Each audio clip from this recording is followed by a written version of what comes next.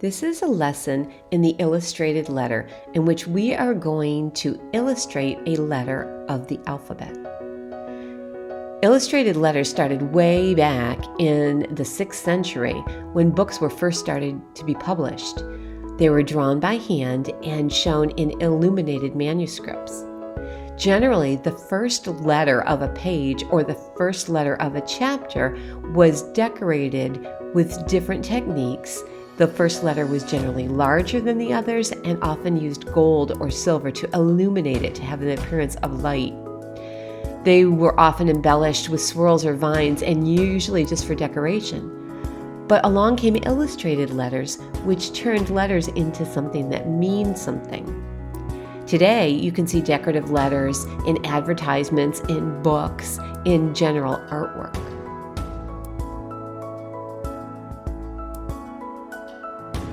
You can even find decorative letters, illustrated letters, in public places, billboards on trailer trucks, and graffiti art.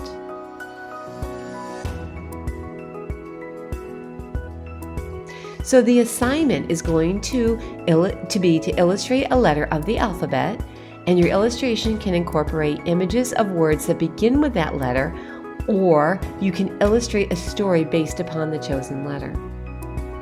So what you're going to need is some scrap paper, pencil, eraser, a ruler, final draft paper, and then if you have pens or markers or colored pencils, you can use those as well. First of all, you need to decide what letter you're going to do. Is it going to be from your name? Is it going to be your favorite letter?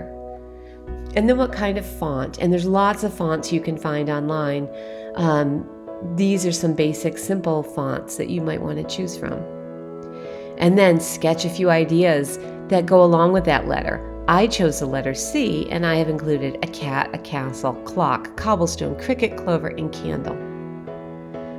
On that scrap paper, you're going to start sketching.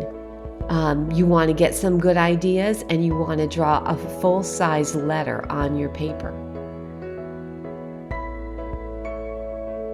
Once you've decided what elements you're going to include in your drawing, add those to that letter you've sketched on the scrap paper. This is where you can decide where things are going to go. How are you going to place those elements of design? Then you're going to copy onto your final paper. So sketch the outline of the letter first and then add those extra details.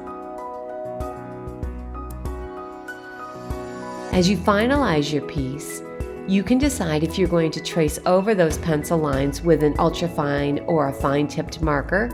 Are you going to add color? Are you going to draw a border on the edge? As you make those finishing touches, think about whether you're going to have a frame around these or if you're going to mount them on maybe some cardstock or construction paper. And when you're all done, forward your image to Mrs. Condon for grading. And remember, it doesn't have to look like this example. It should be something really unique and personal to you.